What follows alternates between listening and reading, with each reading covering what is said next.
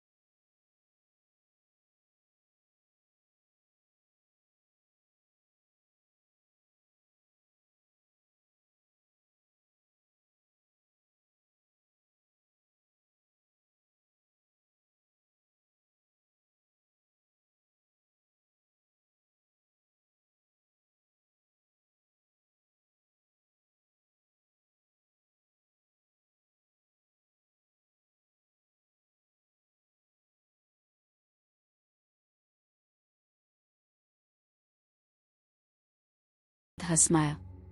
But Amina was tired. Tired of faking happiness. Tired of chasing beauty that didn't feel like hers. So she took a trip to visit her grandmother in Obudu. While there, someone told her, "If you want the best braids in the whole of Cross River, go to Mama Nene. But leave your mirror at home." Amina laughed. "How am I supposed to take hair content with no mirror? Come on, that's old school." She packed her makeup, her power bank, and her mirror anyway. Because city girls, we don't play like that. The next morning, Amina stepped into Mama Nene's salon. It was quiet. Too quiet. No mirrors. Just walls decorated with feathers, cowries, and ancestral patterns. Mama Nene looked at her and said, "Child, you've brought something that doesn't belong here." Amina blinked. "Sorry." "Oh, you mean my ring light?" Mama Nene stared into her soul. "No. The mirror, don't open it, don't use it, and don't let your screen reflect while I braid."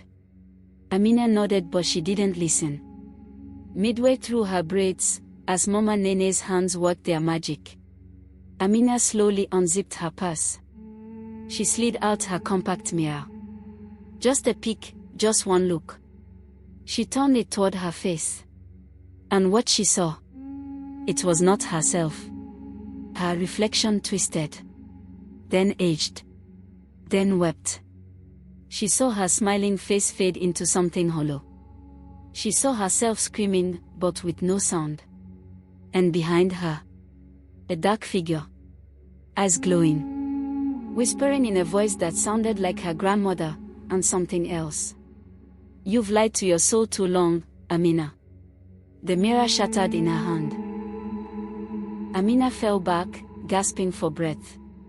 Her braids, now pure white. Mama Nene didn't flinch. She sat down beside her and said, "Now you've seen it.